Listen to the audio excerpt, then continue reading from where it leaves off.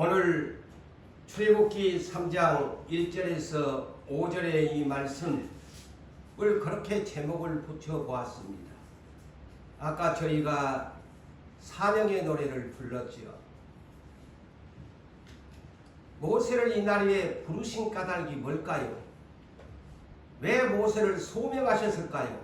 그것은 80세의 나이에 있는 모세에게 사명을 주시기 위한 꺼져버린 모세의 인생에게 다시 불을 지펴서 너는 꺼져가는 인생이 아니다. 내가 너를 쓸 거야. 너는 나의 쓸모있는 일꾼이야. 내가 그래서 너를 불렀다. 라는 것이 오늘 출애굽기 3장으로부터 4장에 이르기까지 하나님과 모세의 만남 속에서 역사는 전개됩니다. 모세의 인생은 3단계의 인생으로 나누어 볼 수 있습니다. 그 1단계는 출생에서부터 40세까지, 그 다음에 2단계는 40세에서 80세까지, 그 다음에 3단계는 80세에서 광야교회를 이끌어가는 120세까지의 모세 인생의 3단계의 스토리가 있습니다. 모세는 스토리가 있는 인생을 살았습니다. 그렇다면 이곳에 와 계시는 성도 여러분들이요, 100세 인생이지만 여러분들의 인생도 때로는 2단계, 3단계, 4단계의 인생이 될 수 있습니다. 여러분들도 모세의 인생처럼 스토리를 만들어가는 인생들이 되기를 바랍니다. 내 인생에 이야기거리가 있어야 돼요. 스토리가 있어야 돼요. 나는 어떻게 태어나서 또한 이 유산교회를 다니면서 이런 스토리를 가졌다. 그래서 마지막에는 어떤 스토리를 남길 것인가? 그것이 여러분들의 숙제인 것입니다.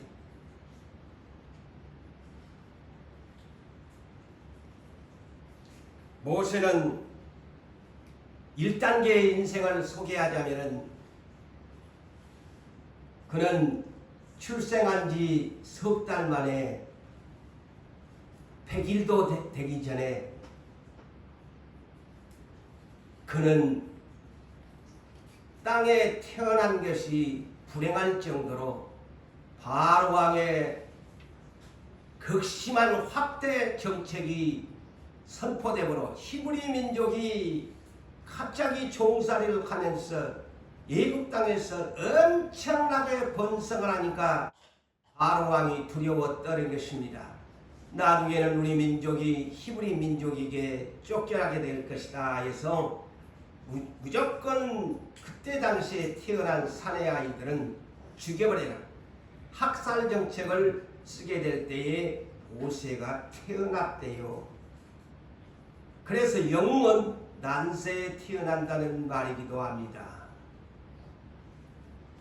그래서 그의 어머니 요게벳이 석 달을 기르다가 아기의 울음소리가 커지고 더 이상 숨길 수가 없어 차마 그를 어떻게 자기의 손으로 죽일 수도 없고 해서 가데스 상자를 만들어서 나일 강가에 하나님께 기도하면서 모세를 맡긴 것입니다.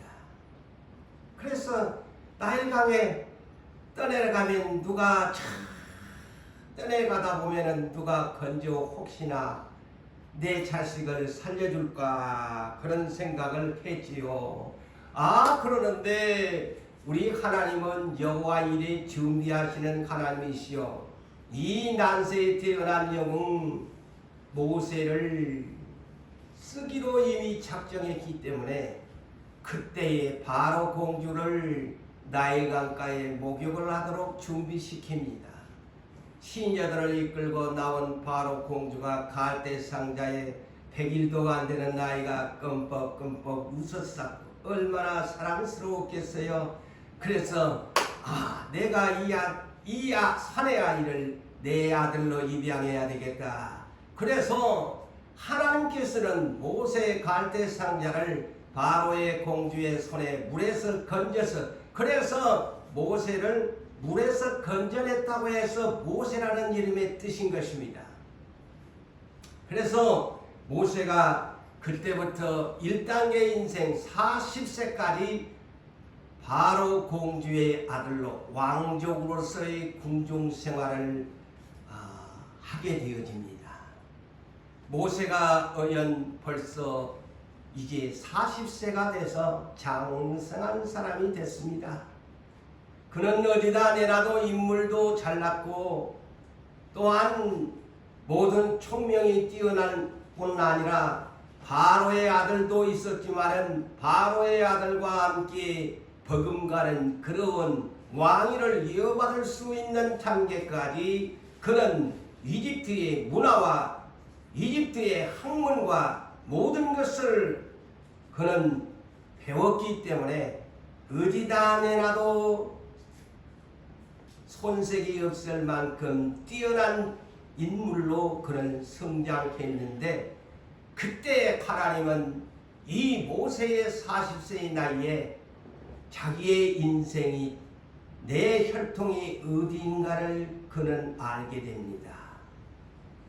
나는 바로의 공주의 아들이지만 내 민족은 히브리 민족이었구나. 나는 입양받은 아들이었구나. 그런데 어느 날 그가 왕자로서 이 성을 도는데 고역 중에 있는 히브리 민족이 애굽의 군사에게 감독관에게 학대를 받는 모습을 보았습니다. 그래서 분노가 솟구쳐서 그냥 두고 볼 수 없어서 모세의 혈기가 그냥 하늘로 치솟았어요. 그래서 그 사람을 죽이고 만 것입니다. 모세는 40세에 혈기를 다스리지 못해서 분노를 다스리지 못해서 살인자가 되고 말았습니다. 이 소문이 퍼질 수밖에 없지요.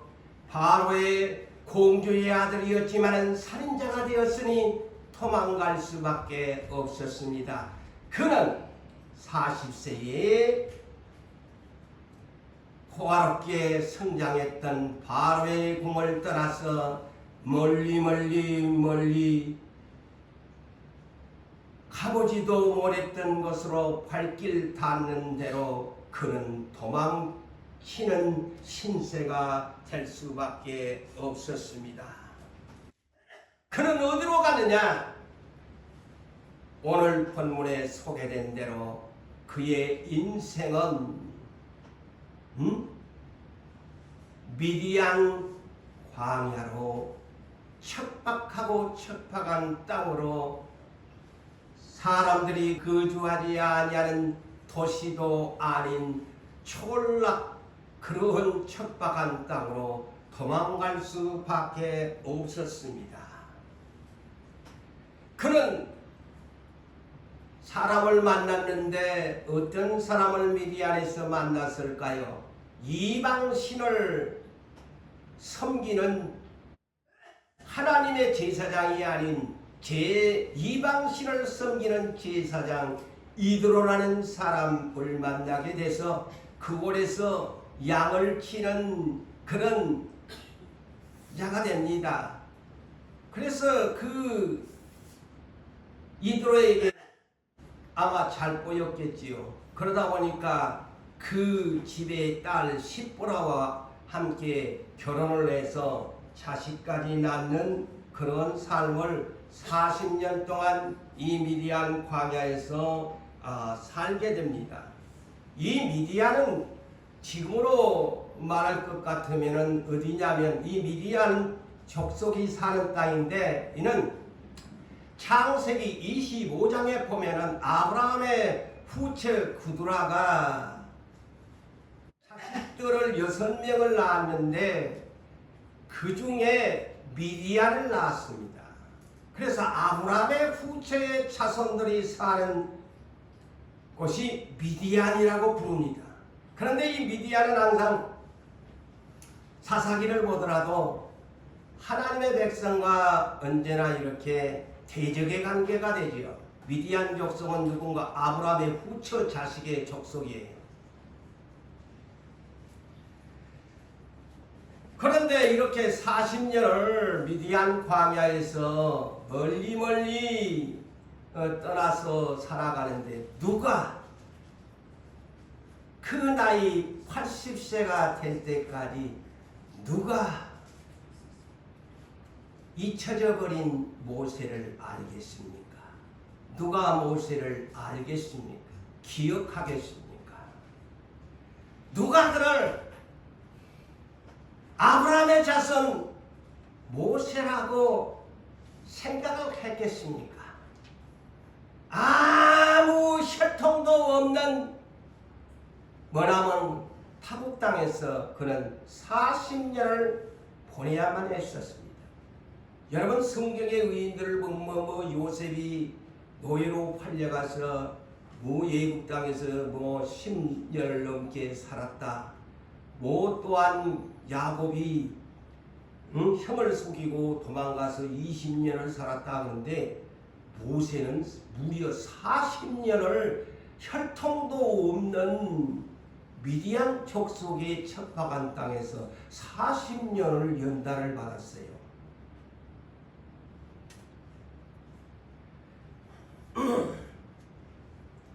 그래서 모세는 애굽에 있는 자기의 민족, 히브리 민족, 비록 종살이를 하고 있지만 그들과 함께 있지를 못했습니다. 그리고 그에게는 잊혀진 세월이 무려 40년이 되었으니 그의 나이는 80세가 벌써 되었네요. 누가 모세가 그러한 땅에 묻혀 있을 줄 알았겠나요? 예? 상상이나 했겠습니까? 거의 하나님의 계획이지요. 모세 인생으로서는 전혀 소망도 없고 그의 인생은 이미 등불이 꺼져버린 인생이었습니다.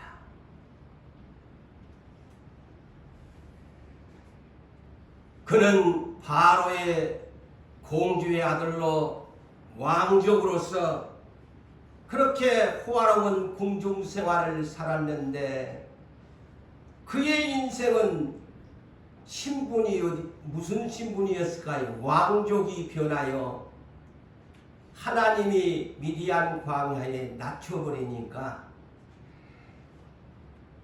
양을 치는 목자밖에 안 됐습니다.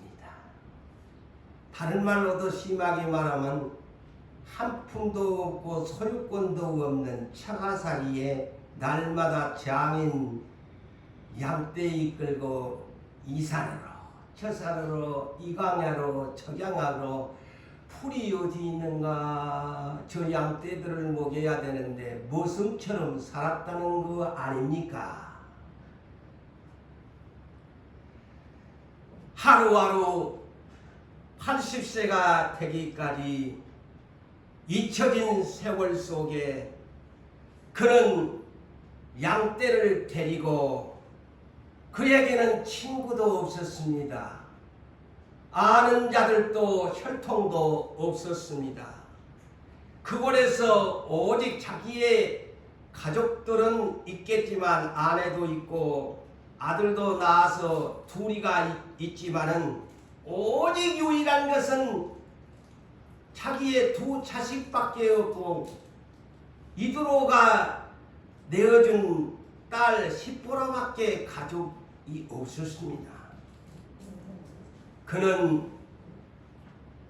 저는 그런 생각을 해봤어요.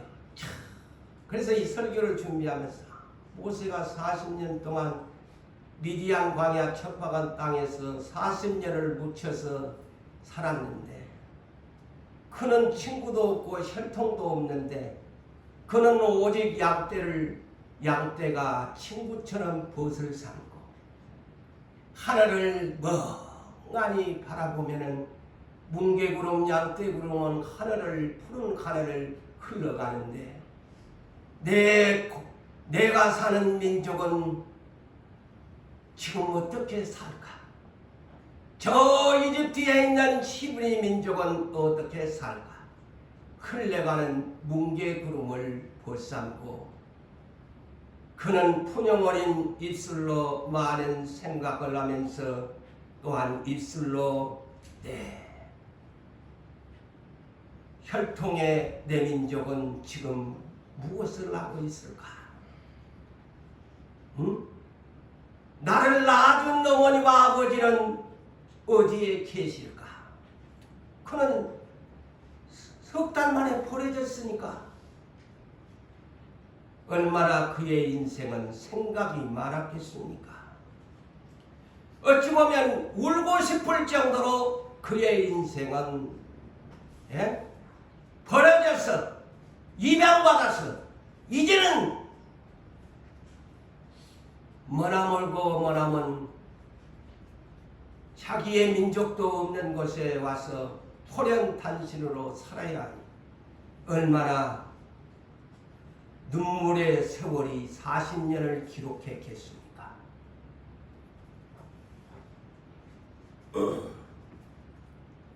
야곱은 20년을 그도 도망자지요. 모세도 도망자, 야곱도 형 속이다가 도망자인데 이 도망자가 근데 야곱은요 모세와 달라요. 야곱은 열심히 하루하루가 시간이 없을 정도로 살았다고 성경은 말합니다. 왜? 그에게는 인생의 목표가 있었거든. 사랑하는 그 집의 둘째 딸 라헬이 자기 첫눈에 만나자마자 애사촌 동생이었지만은 그때는 그 시대는 혈통이 결혼이 됐지 않아요. 첫눈에 반해가지고 애삼촌한테 저 딸을 주세요. 그러니까 네 7년 일해. 해서 7년을 일을 하루같이 아이고 내 아내로 삼겠다는 즐거움으로 신바람을 부으면서 그 나이를 얻기 위해서 했더니만 그날 밤에 보니까 아니 큰 딸을 갖다가 잡아주니까 다시 또 7년에 14년을 그렇게 살았다. 그래서 이제 실망이 돼가지고 집으로 돌아가려고 하다가 장인과 협상을 했어요. 경영의 협상을 했는데 시간상 줄이겠습니다만 그로부터 날이면 날마다 어떻게 했어요?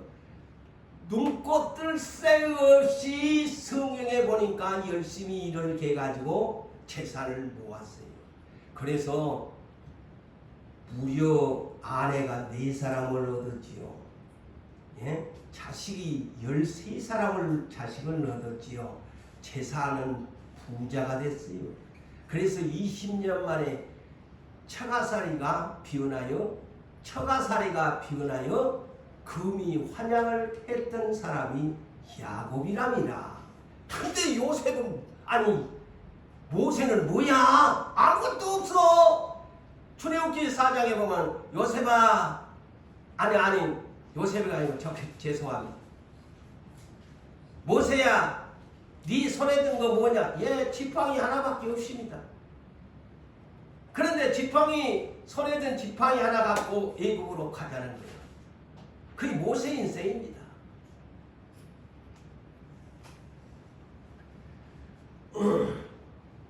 모세가 미디안 광야의 80세에 그는 비전도 야곱은 부자 되고 싶어가지고 막 그렇게 열심히 비전이 있었는데 모세는 비전도 없어요. 그의 인생은 꺼져가는 불꽃에 지나지 않았습니다. 그래서 오늘 본문에 꺼져가는 불꽃 인생 나이 흰머리 휘날리면서 양떼나 치는 그런 양반이 그러던 어느 날 이 본문에 보니까 그에게 인생의 2단계에서 이제 3단계로 전환하는 그런 계기가 찾아온 기회가 옵니다. 이제 80세에서 120세까지 마지막 인생을 살아가는데 하나님은 광야고의 지도자로 이제 맡겨주려고 사명을 그에게 주시려고 오늘 소명을 하십니다. 부르십니다. 자, 하루도 참 어느 날 이 하루도 여전히 이제 처가살이를 하니까 자기 목구멍도 살아야 되고 아내도 먹여야 되고 자식도 먹여야 되니까 양떼를 이끌고 모세가 미디안 제사장 이드로의 양떼를 보세요. 여기에 소유권이 누구라고 나와요? 우리 소유권이 모세에게 있지 않다는 것을 가르쳐 주잖아요. 뭐라고 해요? 미디안 제사장 이드로의 양떼를 소유권이 없다는 거야. 이 내용이 한 구절만 보아도 없어요. 모세가 소유권 하나 없는 인생이에요. 광야 서쪽으로 이동을 하는데 아니 하나님의 산 호렙산 이는 다른 말로 신의 산입니다. 여러분이 호렙산 신의 산 이렇게 같이 보시면 됩니다. 왜 여기에서는 하나님의 산 호렙산이라고 했을까? 이는 그때는 하나님의 산이 그에게는 아니지요. 그런데 미리 이것을 기록해 놨어요. 왜? 모세가 출애굽을 시켜서 나올 때 이곳에 올라가서 하나님을 첫 번째 만났던 이 호렙산에 2번씩이나 올라가서 십계명을 40일 동안 금식하면서 받았던 장소입니다. 그래서 미리 이렇게 성경에 하나님의 호렙산 이렇게 기록을 하고 있습니다. 그래서 율법을 받은 장소지요. 그런데 이 호렙산의 양떼를 아마 그 근방에도 밑에가 아마 초원이 있었는가 보지요. 그러다 보니까 양떼를 이끌고 갔는데 아니 여호와의 사자가 뜰기나무 가운데로부터 뜰기나무를 딱 보았는데 그 불꽃 안에서 그에게 하나님의 사자가 나타나는 거예요. 그래서 여기에 뜰기나무가 뭘까? 영어로는 부시, 영어로 번역은 부시 이렇게 번역을 했는데 그렇게 키가 큰 나무도 아닙니다. 관목이라고 하죠. 그렇게 쓸모가 없는 나무예요. 그런데 이 뜰기나무가 무슨 나무일까 했는데 사도행전 7장 30절을 보면 스데반 집사님이 더 구체적으로 풀어놨어요. 그 스데반 집사님의 성경의 지식이 대단해요.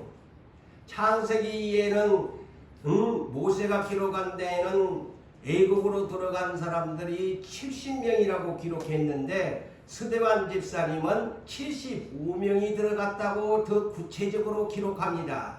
그런데 자, 스데반 집사님은 이 모세를 소개할 때 어떻게 소개했을까요? 뜰기나무는 가시뜰기나무라고 더 구체적으로 소개합니다. 그래서 역사적으로 흐르면서 성경의 역사는 더 정확하게 설명하고 있다는 사실이에요. 그래서 이 뜰기나무는 뭐냐? 가시가 달린 나무, 곧 아카시아 종류 같은 그런 쓸모없는 관목에 해당되는 것으로 상식적으로 이해하세요. 가시가 달린 나무, 별 볼 일 없는 나무예요. 그래서 쓸모도 없고 땔감이나 쓸 수밖에 없고 그 이파리는 양떼들이나 소떼가 뜯어먹을 수 있는 이파리에 해당됩니다. 그래서 왜 하필이면 하나님은 여러 나무들이 있겠지만 가시뜰기 나무 가운데에서 하나님이 나타났을까? 저는 제 견해는 이런 생각을 했어요. 너는 가시나무야. 모세를 비유하는 것으로 저는 생각해 봤어요.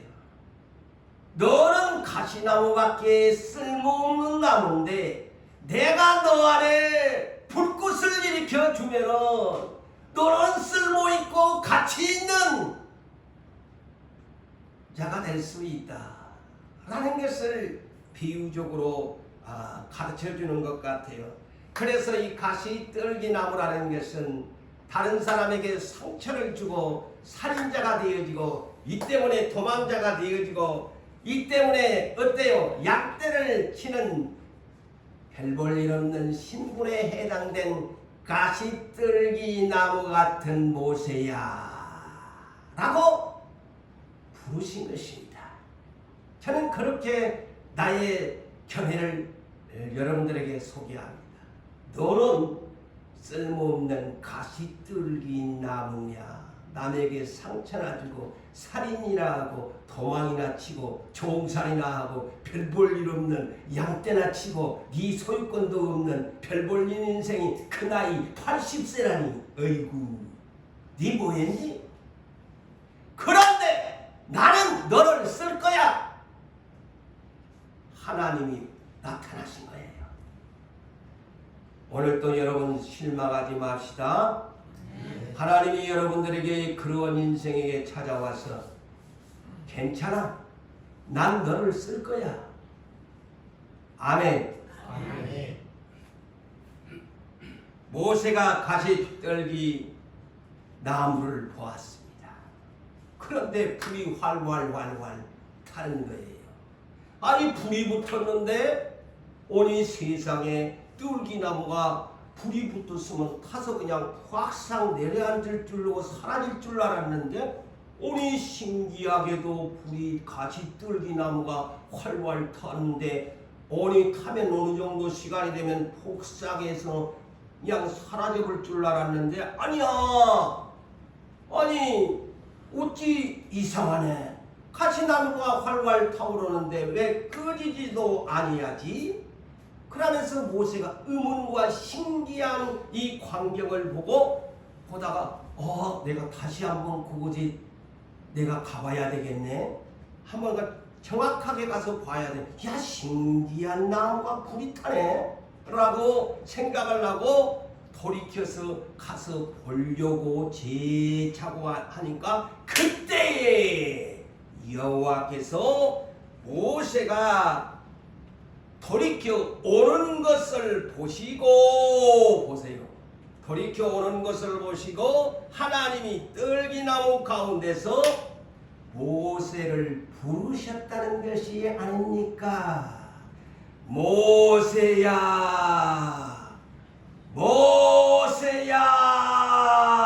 모세야 불렀습니다.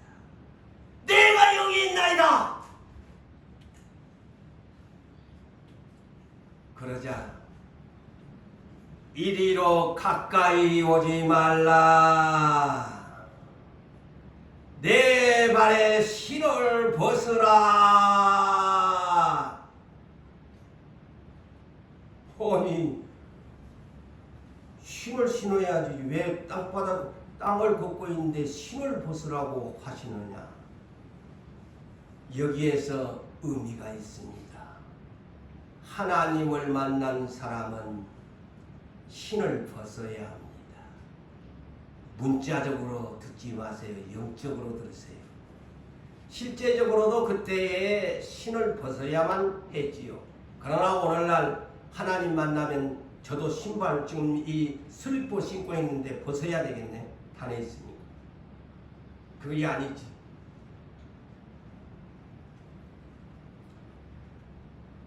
왜 신을 벗으라고 했을까요? 주종의 주인과 종의 관계를 맺으려고 하는 순간입니다. 나는 너의 주인이고 네가 이드로의 장인 밑에서 살았지 이제 네 인생 전환을 시킬 거야. 너의 주인은 이드로가 아니고 나 하나님이 될 것이고 너는 나의 종이 되어야 해. 그래서 이 신발의 언약을 맺으려고 하는 것입니다. 신발의 언약. 여러분 처음 들어봤죠? 신발의 언약이 뭐야?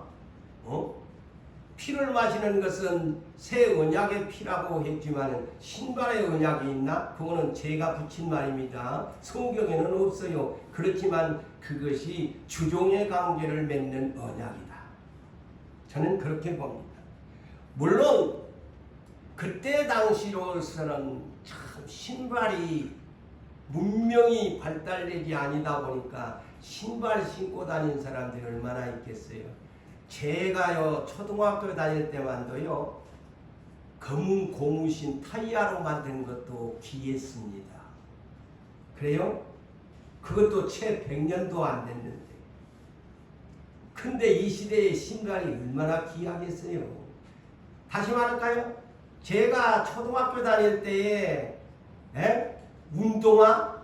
아이고 그거 어디가네 갖고 하나에 그냥 오늘날로 말하면 그냥 보석산 것 같은 그런 시대죠. 검은 고무신 타이야로 만든 고무신 그것도 달아질까 싶어서 때로는 그 검은 타이야로 만든 고무신도 손에 쥐고 다니면서 학교 다녔던 시절이 생각납니다. 그렇다면 이 시대에 신발이 얼마나 있겠어요. 근데 모세가 신발은 신고 다니는 그때 신발은 뻔하니 발가락 사이에 끼는 샌달의 신발이죠. 저런 지역에 오늘날 같은 그런 신발을 상상하지 마세요. 저런 중동이나 저런 사막지대는 발가락 사이에 샌달이에요. 샌달. 뭐 가죽으로 만들었겠지요. 내지는 아니면 옛날 우리나라 사람 집신을 신고 다녔다고 하는데 그 뭐 고급스러운 신도 아니야. 뭐 상상을 해도 뭐 고급스러운 신발도 아니에요. 근데 신발을 벗으라는 거야.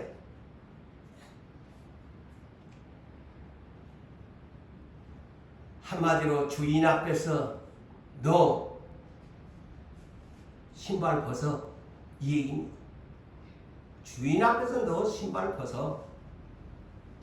자, 여호수아서 5장 13절에서 15절에도 자 모세를 이은 후계자 여호수아가 이제 약속의 땅에 가서 첫 성에 머물 때에 여호와의 천사 군대 장관이 나타나 칼을 쫙 쳐고 여호수아가 하나님이 보낸 군대 장관 천사장을 만난 거야. 천사장이 뭐라 너 신발 벗어. 너 거룩한 땅이다 신발 벗어. 이것도 주종의 관계입니다. 그게 하나님과의 인간과의 언약의 신발 관계입니다. 너 내 앞에서 벗어. 거룩한 것이다.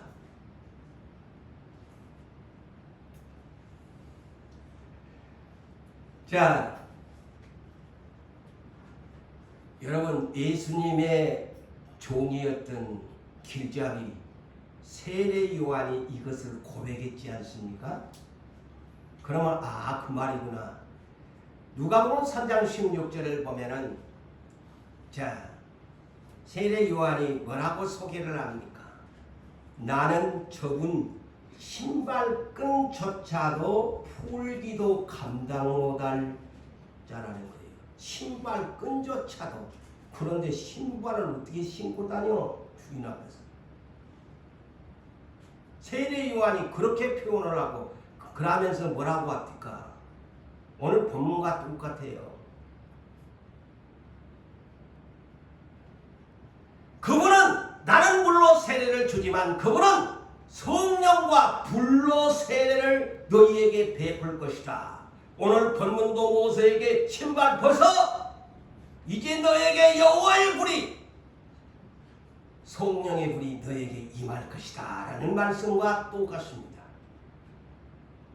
종에게 성령의 불꽃을 붙여주면 힘있는 사람이 된다는 말이기도 합니다. 자, 이 발의 주인에 대한 발, 요한복음 12장 3절 이하에도 마리아가 예수님을 무척이나 사랑했습니다. 예수님도 무척이나 사랑했죠. 그런데 평생에 그가 모아놓던 300데나리온인에 해당되는 순전한 나드 한 근 300데나리온에 1년 노동자가 벌어야 할 돈으로 사는 이 귀한 향을 예수님의 발에다가 붓고 자기의 머리털로 예수님의 발을 씻혔더라. 아멘. 언약의 관계입니다. 자, 똑바로 이 신발과 내 신을 벗어라 뜻도 모르고 성경을 읽으면 아무런 은혜가 안 돼요. 마리아도 그것을 알았어요. 예수님의 발을 1년간의 월급을 모아가지고 산 향유를 예수님의 발에다 붓고 자기의 머리털로 씻혔다. 예? 주종의 관계입니다. 그렇다면 이거는 사람과 이거냐? 요한복음 13장 13장에 대한 예수님이 제자들의 세족식을 아시나요? 그의 하나님과의 우리의 삶에서의 필수적인 관계입니다. 필수적인 관계. 자, 그러면서 여기에서 요한복음 13장 1절로 17절까지의 내용 중에서 13절에서 17절까지의 내용을 제가 소개하죠. 예수님이 이렇게 말씀을 합니다. 너희가 나를 선생이라 또는 주라. 자, 잘 들으세요. 너희가 나를 부를 때 선생님, 때로는 주님이라고 하는 말이 옳도다. 내가 그러하다. I am Lord. 나는 주다. I am Lord. 나는 너희가 나를 주라고 불러야 된다. 내가 선생이 되고 주가 되지만 너희의 발을 씻겼다. 너희는 서로 발을 씻겨 주는 것이 옳으니라. 내가 너희에게 행한 같이 너희도 행하게 하려 본을 보였노라. 내가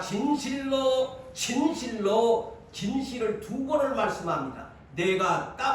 내가 진실로 너희에게 이르노니. 자, 잘 들으세요. 이 말입니다.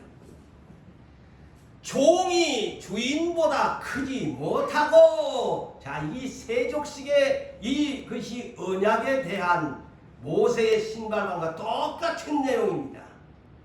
종이 주인보다 크지 못하고 보냄을 받는 자가 보낸 자보다 크지 못하니라. 어디 네가 주인 앞에서 신발을 신어? 벗어! 너희가 이것을 알고 행하면 복이 있으리라. 자, 복 있는 사람이 되려면 이 신발의 언약의 관계를 바르게 이해하셔야 복을 받습니다. 이것이 겸손이요 낮은 자세, 온유 겸손을 뜻하는 내용이기도 합니다. 그렇다면 다시 더 구체적으로 영적으로 말씀을 드린다면 이거는 거룩한 것이니 내 신을 벗어라. 이 말이 뭘까요? 내 신을 벗어라.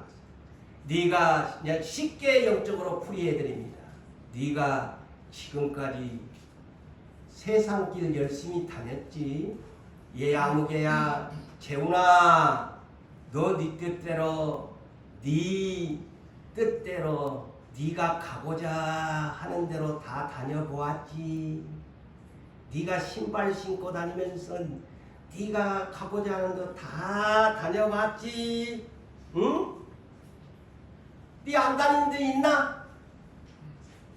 네가 세상적으로 너의 발걸음, 너의 신발 신고 온갖 천대 가고 싶은데 네 다 다녀봤지. 이제는 the ending 해야 된다. 이제는 그 신발 벗어. 이 얘기. 네 신발 이제 그걸로 족해. 이제는 세상 신발 네 뜻대로 네 맘대로 네 가고 싶은 대로 네 벌고 싶은 대로 네 하고 싶은 대로 네 다 다녀보았지? 이제 너는 나를 만났으니 너의 주인은 나 하나님이야. 그러므로 이제는 세상 신발은 벗고 이제 하나님 나라의 거룩한 신발으로 새롭게 갈아 신으라. 할렐루야. 갈아 신으라. 그럼 어떻게 갈아 신습니까? 에베소서 4장 22절 23절 너희는 유혹의 욕심을 따라 썩어져가는 구습을 쫓는 옛사람을 벗어버리고 오직 심령을 새롭게 하여 의와 진리의 거룩함으로 지으심을 받는 새 사람을 입어야 된대. 그렇다면 새 사람을 입어야 하면 네 신발도 하나님 나라의 거룩한 신발을 신어야지. 새 신을 신고 발딱 뛰어보자 그러잖아요. 하나님 나라의 신발을 신어라. 그래서 너는 갈라디아서 5장 우리 교부상께 배웠처럼 너는 육체의 욕심을 네가 이루지 않으려면 이제 성령을 따라서 걸어라. 성령을 따라서 걸어라. 그의 주종의 관계입니다. 그의 주종의 언약의 관계예요. 이제는 성령을 따라 걸어라. 성령을 따라 워킹해라.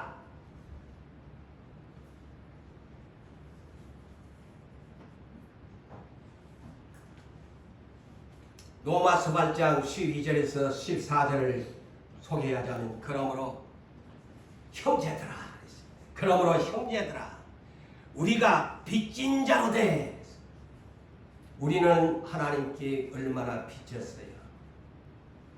우리는 빚진 자의 삶을 살면서 많은 것을 깨닫고 살아갑니다. 아마 이 누구산교회가 누구보다도 우리 목사들로부터 여러분들도 세상에서의 빚진 자의 삶이 얼마나 어려운지, 인간의 모든 어떤 것을 제대로 하지 못하면서 살아갑니다. 그런데 정작 우리 하나님 앞에 가치로 따지면 마태복음 18장에 기록된 그대로 1만 달란트 빚진 자로 비유합니다. 예수. 1만 달란트 빚진 자. 이거는 액수로 말할 것 같으면 평생 갚아도 평생이 뭐예요? 영원토록 갚을 수 없는 생명의 빚진 자입니다. 액수를 말할 것 같아요. 1만 달란트 계산해 보세요. 1달란트가요 34kg예요. 금으로 말할 것. 그러면 그거 한번 계산해 보세요. 어마어마한 빚진 자입니다. 너는 생명의 빚진 자로 돼. 그러면 네가 어떻게 살아야 하느냐? 이제부터서는 육신에게 져서 육신대로 살 것이 아니니라. 너희가 육신대로 살면 반드시 아담과 하와 부부처럼 죽을 것이다. 신약 성경에 창세기 구약이 아닙니다. 창세기 3장에 반드시 죽는데 결코 죽는데 했는데도 따먹었지요. 근데 여기에서도 너는 빚진 자대. 하나님께 1만 달란트 빚진 자인데 또 네 가고자 한 대로 네 신발 신고 네 뜻대로 다닐래? 욕심 이끌린 대로 다닐래? 너 그러면 반드시 죽는데 아담과 하와처럼 성령으로서 너의 몸의 행실을 죽이면 그러나 살 것이고 무릇 하나님의, 잘 들으세요, 무릇 하나님의 성령으로 인도를 받는 사람은 하나님의 아들이라. 하나님의 아들이 어떤 사람? 하나님의 딸이 어떤 사람? 성령님이 가자는 대로 따라다니는 사람. 할렐루야. 그 사람이 하나님 나라의 신발을 신었네. 자기 육신대로 자기 뜻대로 한 사람은 하나님의 신발 없어. 여러분 아무리 비싼 구두 신고 비싼 운동화 신고 지금 이 자리에 앉아 계시지만 하나님의 신발 신었는가 한번 보시오. 하나님 신발 신었어? 하나님의 신발 신은 사람은 성령이 가자는 대로 따라다니는 신발을 신는 사람이야. 이제 영적으로 잘 깨달으세요. 하나님의 신발이 없으니까 지멋대로 지 뜻대로 지가 하고자 하는 대로 다 하는 거야. 하나님의 신발을, 성령의 신발을 신으면 가고 싶어도 하나님이 두려워서 못 가는 거야. 내 발이 스탑 멈췄습니다. 가지 말아야 돼. 안 가야 돼. 하지 말아야 돼. 성령 안에서 워킹을 해야 됩니다.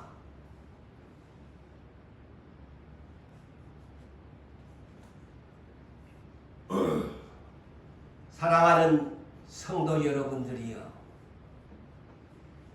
이 장소는 하나님을 만나는 거룩한 곳입니다. 신발을 벗으셨나요? 자, 이 한 시간 이곳은 거룩한 땅이니, 거룩한 예배 장소니, 너 신발을 벗으라. 지금 하나님이 모세야, 개야무개야, 혁준아, 신발을 벗으라. 아멘.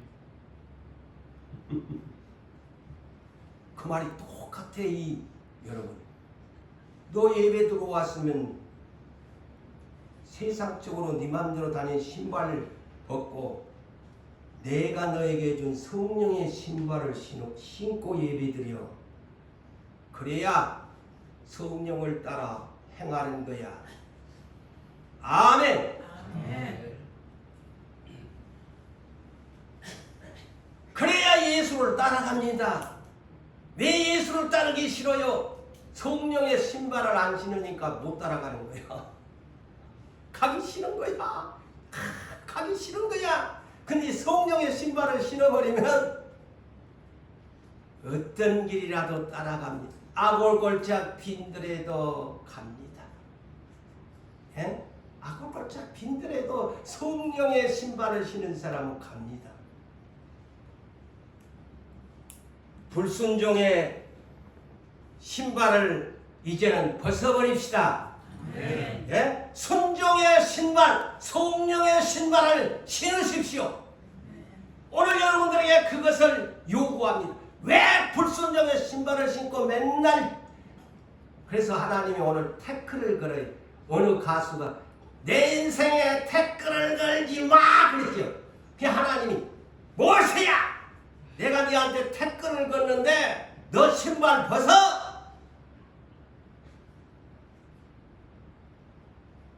80세의 모세, 미디안 광야. 왜 40년이라는 잊혀진 사람으로, 누가 모세를 알아? 아니, 하나님이 그 위대한 모세를 쓰려고 40년 동안 광야에다가 처가살이를 하고 아무것도 없는 자로 누가 알아? 그런데 하나님의 생각은 고수라고 그랬지. 바다의 모래알보다도 더 생각이 우리보다 많다 그랬지. 40년 동안 이 처가살이 미디안에다가 보내놓고 현장 답사를 시킨 겁니다. 현장 답사를 시킨 거예요. 광야에서 생활하는 법, 광야에서 양을 치는 법, 현장 답사의 체험을 무려 40년이나 시켰대. 아직 4년만 좀 시켜도 좋을 텐데 무슨 그냥 꼽에 40년이야 이런 생각을 할 수 있는데 40년을 또 광야에서 데리고 가야 하니까, 이스라엘 백성을 40년을 마지막 임종까지 데리고 가야 하니까 40년을 광야에서 광야에 대한 것을 현장 답사를 시키면서 배우기의 연단을 시키셨다는 하나님의 생각의 수를 여러분이 읽으셔야, 왜 이렇게 우리를 고난을 하고 맨날 이렇게 고난 가운데 살게 만들고 빚더미 속에서 이것이 나중에 우리에게 어려운 시국을 만났을 때 우리가 어떤 형편이든지 자족하면서 풍부의 비천에 처할 줄도 알고 어떤 형편이든지 일제의 비결을 배우면서 내게 능력 주신 자 안에서 나는 모든 것을 할 수 있다는 빌립보서 4장 11절에서 13절의 말씀을 우리에게 연단시키고 있다는 사실을 믿으십니까? 꺼져가는 불꽃 인생 모세의 80세, 쓸모없는 가시나무의 인생, 하나님의 불임, 꺼져버린 모세의 마음속에 성령의 불을 지피기 시작했습니다. 그래서 예수님이 이런 말씀하셨지요. 마태복음 12장 20절, 곧 이사야 42장 3절을 인용한 말씀인데 하나님은 잘 외워놓으세요. 상한 갈대를 끄지 아니하시고 꺼져가는 심지 등불도 끄지 아니하시기를 심판하여 이길 때까지 가리니. 자, 하나님은 상한 갈대, 꺾어져 버리는 상한 갈대도 다시 살려주시고 소망을 주시는 하나님, 꺼져가는 등불도 다시 살려주시는 하나님이시다고 말씀합니다. 그래서 모세가 예수님이 마태복음 12장 20절에 하는 말씀처럼 꺼져가는 심지로 끄지 아니하시기를 모세를 뜰기나무 가운데서 부르셨다.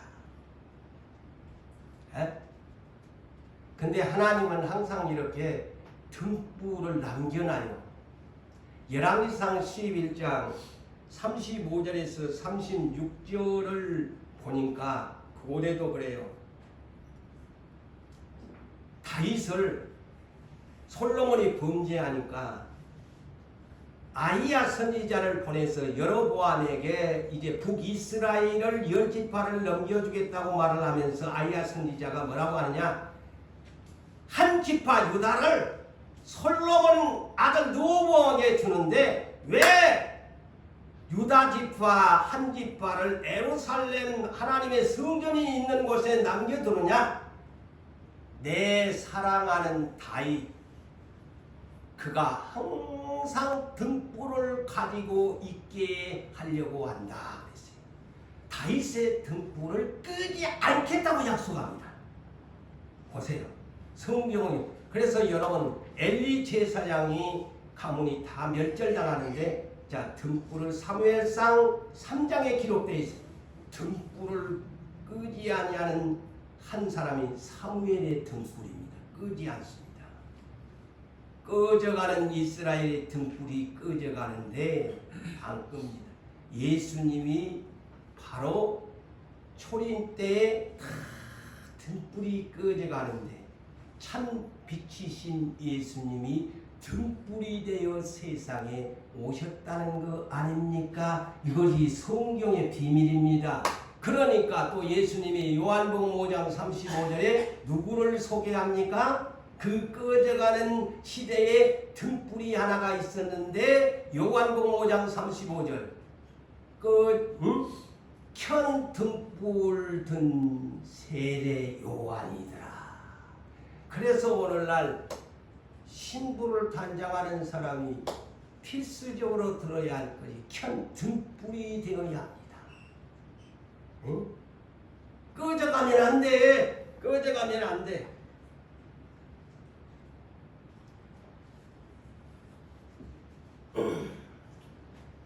사랑하는 성도 여러분, 우리 하나님은 여러분들을 사랑한 것을 믿습니까? 네. 사랑한 것을 믿어요? 네. 자, 모세는 이런 인생을 살았지만은 80세에 하나님이 다시 불을 켜준 등불이 되게 합니다. 불을 붙여줍니다. 불을 붙여줘요. 근데 아까 우리 누디아 전도대가 찬양을 불렀는데 이 내용 같아.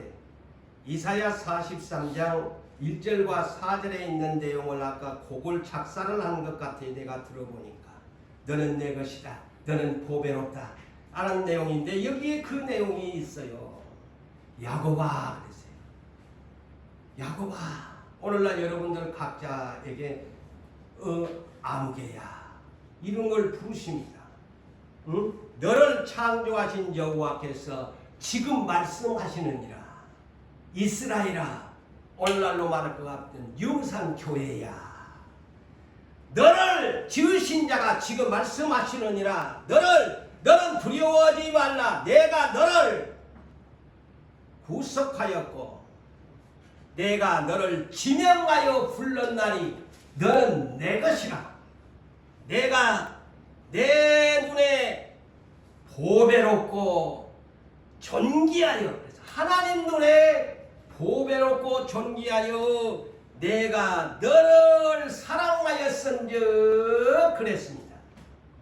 그래서 한마디로 이 내용을 보니까 너는 내 것이다. 너는 내 보배야. 너는 내 존귀한 자야. 하나님이 여러분들을 그렇게 생각하고 사랑하신다는 것을 아십니까?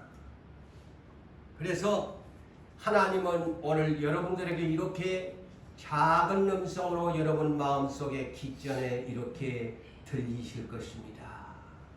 예, 아무개야, 유산교회야, 넌 나의 쓸모야. 넌 나의 쓸모야. 넌 나의 보배야. 넌 애모가 사람들이 볼 때는 별 볼 일 없어도 너의 마음 중심은 내 뜻대로 다 이룰 사람이야. 그래서 넌 나의 쓸모야. 가진 것 없어도, 네 가진 것 없는 것 없어도 괜찮아. 네 약해 보여도 괜찮아. 너 용기 없고 강하지 못해도 난 너를 쓸 거야. 가난해도 좋아.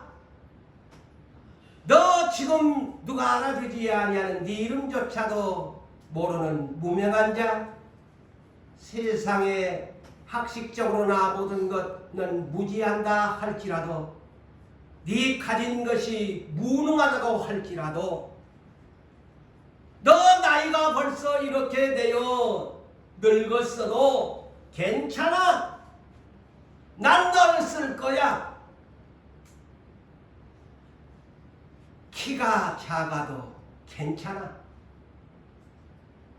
키가 작아도 괜찮아. 난 너를 쓸 거야.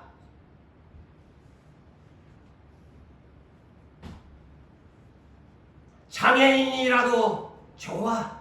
난 널 쓸 거야. 너 생긴 것 보니 누가 이쁘다고 소리 안 들어도 괜찮아.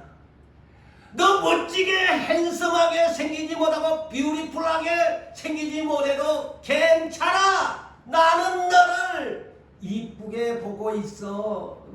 나는 너를 사랑하고 있어. 그러니 실망하지 말라. 네 병들었어도 괜찮아. 내가 너를 고쳐줄 것이고 너를 쓸 거야. 왜? 나는 너와 약속했기 때문이야. 나의 이름을 두고 맹세했기 때문에, 언약했기 때문에 너는 내 말대로만 거룩한 신발을 신고 나에게 가까이 와서 내 소명을 받고 내 사명을 받아.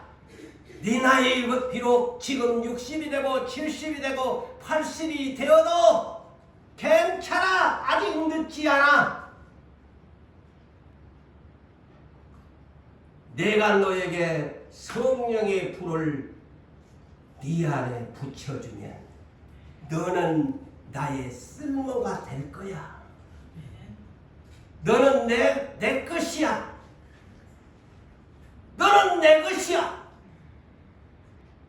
세상 사람은 너를 빚졌다고 비웃고 조롱하고 멸시하지만 재훈아, 재우가, 정수라, 현범아, 혁준아, 내가 너를 쓸 거야. 내가 너를 불렀으니 지명하여 불렀나니 너는 내가 쓸 거야. 너는 내 쓸모야. 내 귀한 그릇이 될 거야. 말씀을 맺습니다. 사랑하는 성도 여러분들이여, 낙심하고 실망하지 마시다. 모세의 인생을 성경에서 보았지 않습니까? 그 인생 우리에 비하면 그의 인생은 우리가 더 낫습니다. 그런 모세를 80세에 흰머리 날리는 모세를 꺼져가 버리는 불꽃 인생에게 다시 불을 지펴서 위대한 출애굽을 시키는 지도자로 부르신 것을 보십시오. 오늘 제목처럼 꺼져가는 불꽃 인생이여, 넌 아직 늦지 않았다. 넌 내가 쓸 거야. 넌 내 것이야. 넌 내가 꼭 필요한 사람이야. 모두 다 이렇게 하나님의 음성을 들으시고 준비하시기를 주의 이름으로 축복합니다. 아멘.